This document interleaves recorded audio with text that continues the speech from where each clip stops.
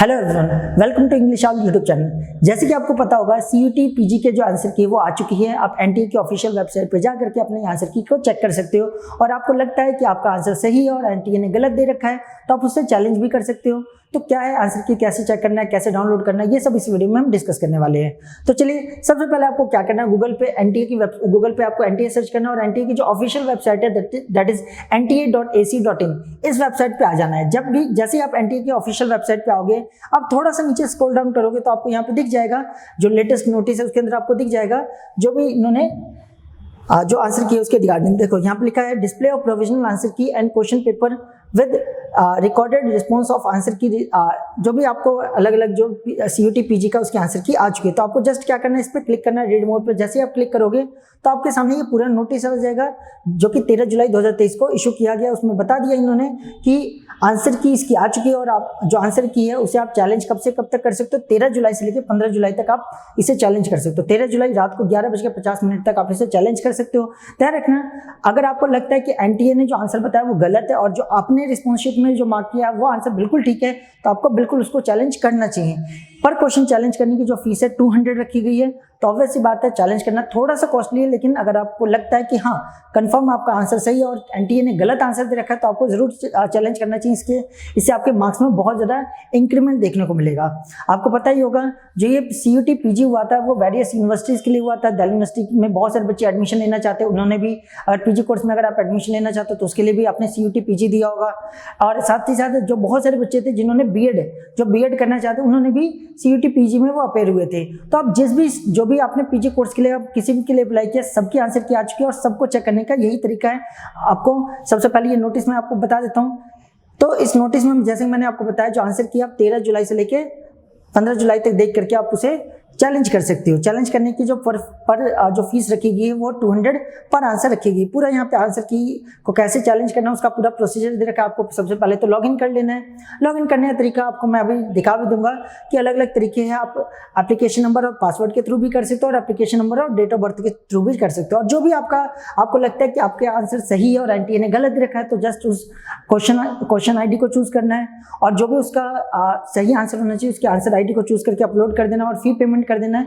और उसके बाद ये सबमिट हो जाएगा और आप एनटीए को लगेगा कि हाँ आंसर जो आपने सबमिट कर रखा है वो सही और एनटीए का गलत है तो वो उसके लिए एक्शन लेकर के आपके मार्क्स को बढ़ा देगा। ध्यान रखना, पर आंसर को चैलेंज करने की जो फीस है 200 रखी गई है।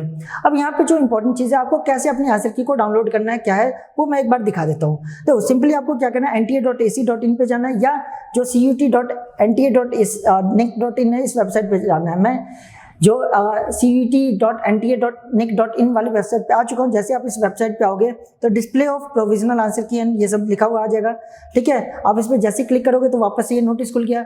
बाकी अगर आप यहाँ पे देखोगे तो इसी में थोड़ा सा नीचे स्क्रॉल डाउन करोगे तो आपको एक सेक्शन दिखेगा जिसमें उन्होंने बता रखा हो चैलेंज करने का। देखो, आंसर की चैलेंज फॉर सीयूटी पीजी 2023। तो जो आंसर की उसे आपको अगर चैलेंज करना है तो जस्ट आपको क्या करना है, आंसर की चैलेंज फॉर सीयूटी पीजी पे जाना है। अब यहाँ पे आपके सामने दो ऑप्शन है, थ्रू एप्लीकेशन नंबर और पासवर्ड। मान लो किसी बच्चे को अपना एप्लीकेशन नंबर और पासवर्ड याद नहीं है, जैसे बहुत सारे बच्चे ऐसे जिन्हें अपना पासवर्ड अभी तक याद नहीं है, भूल चुके हैं, तो उनके लिए दूसरा ऑप्शन क्या है, वो अपना जो एप्लीकेशन नंबर और डेट ऑफ बर्थ इसके थ्रू भी लॉगिन कर सकते हैं। तो आपके पास अगर पासवर्ड है तो आप ऊपर वाले ऑप्शन को क्लिक करिए, अगर आप पासवर्ड भूल चुके हो तो आप नीचे वाले ऑप्शन से भी कर सकते हो। जैसे आप दोनों में से कोई भी आप ओपन करोगे तो यहाँ पे आ जाएगा, यहाँ पे आपको एप्लीकेशन नंबर डालना है और यहाँ पे आपको पासवर्ड डालना है। क्लियर है? और यहाँ पे जो सिक्योरिटी कोड आपको दिख रहा है जिसे कैप्चा भी कहते हैं, उसे जैसे आप डालोगे तो आप लॉगिन हो जाओगे और वहाँ पे अपने आंसर की को डाउनलोड करके आप अपने आंसर को मैच कर लो, कितने आपके सही है कितना गलत है, और उसके हिसाब से आप अपने मार्क्स को भी जज कर सकते हो। और जो भी अगर आपको लगता है कि एनटीए ने गलत आंसर दे रखा और आपका सही है तो आप उसके अकॉर्डिंग चैलेंज भी कर सकते हो। या अगर आपको इस मेथड के थ्रू नहीं करना तो आप यहाँ पे जो इनका दूसरा तरीका है उसके थ्रू भी आप कर सकते हो। जैसे कि आप यहाँ पे देख सकते हो,